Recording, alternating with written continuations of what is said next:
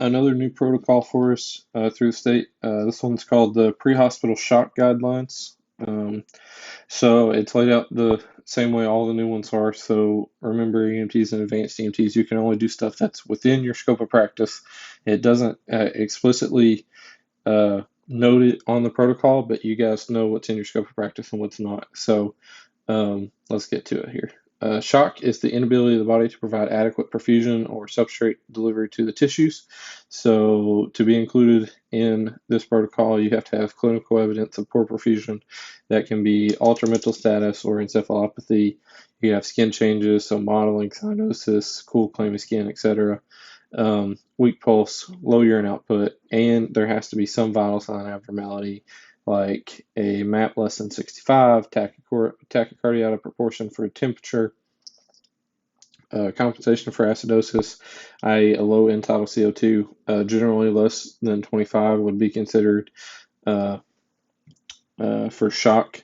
And then tachypnea can be one as well. And then exclusion criteria is a patient who has indicated a desire to not receive advanced care specified on a MOST form. So general care for these patients, going to follow your general routine patient care. Then you're going to administer oxygen to maintain SpO2 between 94 and 99. Oxygen is not needed if the patient's SpO2 is greater than 94% of room air. You have to monitor an end tidal. Have to. It's in the protocol. If it's less than 25, that's concerning for shock. Measure blood glucose if shock is suspected. The glucose is correct if it's less than 60, so refer to your diabetic emergencies protocol. Administer IV fluid. For an adult, you can bolus up to 30 milliliter per kilogram and 500 milliliter aliquots until you either achieve a MAP of 65 or pulmonary edema begins to develop. So let's say you have a patient who is 100 kilograms, so we'll do that because it's easy. So you've got a 100 kilogram patient and you want to give them a 30 milliliter per kilogram fluid bolus. So 100 times 30 is 3,000 milliliters.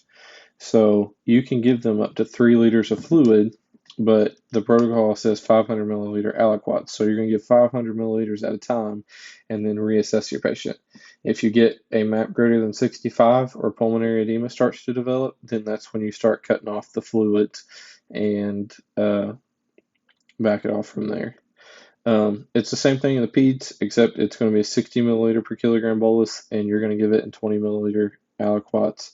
So if you've got a 20 kilogram patient and you're going to give 60 mLs per kilogram, that gives you 1,000, 1,200 mLs to work with, and then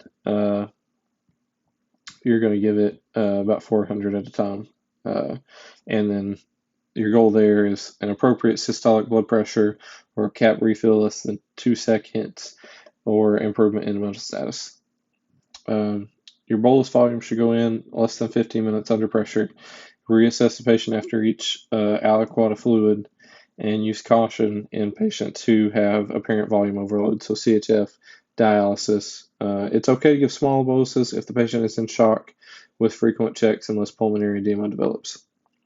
So if you start hearing crackles or rills when you listen to their lungs, that's when you need to shut the fluids off. If they are in a shock state, balanced solutions like LR or Normasol are preferred as opposed to saline. So lactated ringers is going to be our go-to for any patient that may be in shock. And if you can, all these fluids should be warm to prevent iatrogenic hypothermia. So that's hypothermia caused by administering fluids. Paramedics, if fluids does not work on your patient, you can start to administer vasopressors. So your treatment goal is going to be a MAP greater than 65 or an age-appropriate systolic blood pressure and improve clinical perfusion. So you could do push-dose epi. You give 1 to 2 mLs of that solution. That's going to be 10 to 20 mics every 3 to 5 minutes. We'll talk about how to prepare push-dose epi here in a minute. Levophed or norepinephrine and epinephrine infusions have to be put on a pump, so that's not really going to apply to us here at Ambulance Inc. right now, so we'll skip over that. You can also, another option for us would be dopamine. That's 2 to 20 mics per kilogram per minute. The protocol says it's not preferred almost in any case. It has very little indications. It's super arrhythmogenic, and it has more inotropium than norepinephrine, so it may be used in cardiogenic shock. However, push-dose epinephrine is probably still going to be better as opposed to dopamine, just because it doesn't have the potential for arrhythmias as much as dopamine does.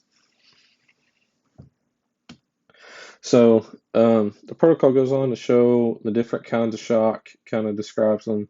So we'll go through those real quick, and it gives the treatment for each different kind of shock. So that's pretty interesting. So you've got distributed shock, so it's going to be a dilation of the vasculature or a loss of vascular tone.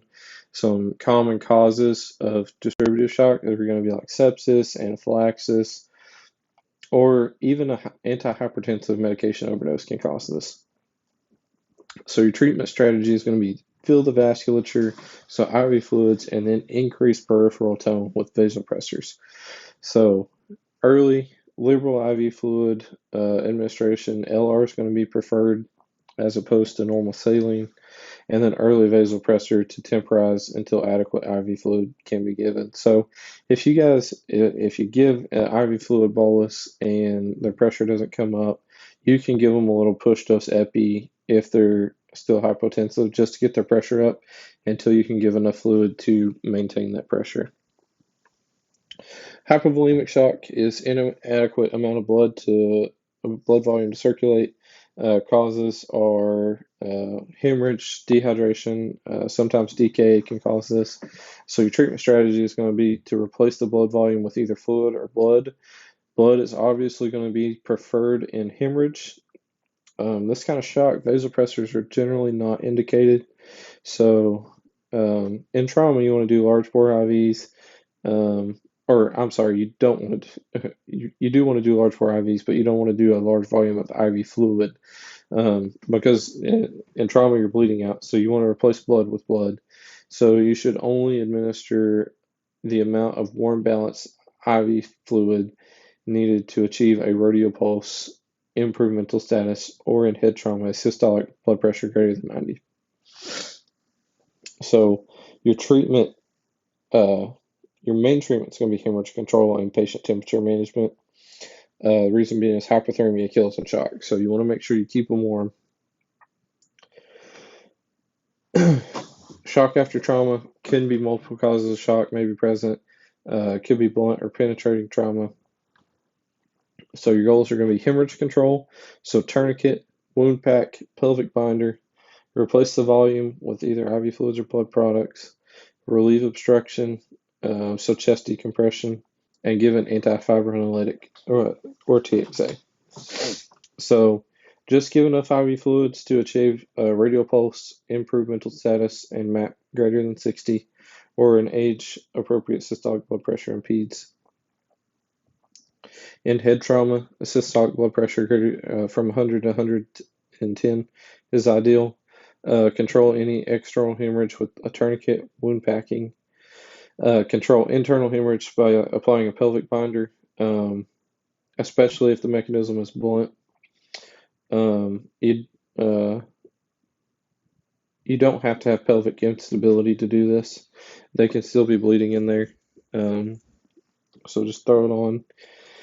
Consider needle decompression if hemodynamically unstable with impaired oxygenation, refractory to prior interventions, and then TXA if in shock. Obstructive shock, something is actively blocking the flow of blood in or out of the heart. Some causes of that could be a pulmonary embolism, cardiac tamponade, tension pneumothorax. So you're going to see signs and symptoms of a pneumothorax or DVT or jugular vein distension. So you want to optimize the fluid balance and fix the obstruction. And then you can also give some vasopressors. So bolus 500 milliliters at a time, reassess for response to treatment after each bolus.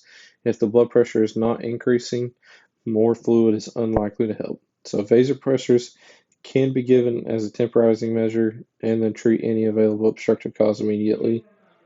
So For us, it's going to be relieving that tension pneumothorax, making sure you get that needle decompression. Otherwise, most of the other causes of obstructive shock are going to have to be fixed in the hospital. Neurogenic shock is vascular dilation due to loss of sympathetic tone from central nervous system. It's a form of distributed shock, but it's kind of specific to like head injuries, spinal cord injuries. So with these patients, you're instead of like pale, cool, diaphoretic skin, you're going to see warm and flushed skin, and instead of tachycardic, they'll be bradycardic, or they might have an inappropriately normal heart rate. So, they might have a blood pressure of 60/40, but a heart rate of like 65. You may also see priapism in these patients. So your goal is going to be to fill the tank with IV fluids and increase peripheral vascular tone with vasopressors. So if you suspect neurogenic shock, you can try up to 1,000 milliliter fluid bolus, and saline is actually going to be preferred to LR in this case. You can repeat it once, so you can give a total of 2 liters.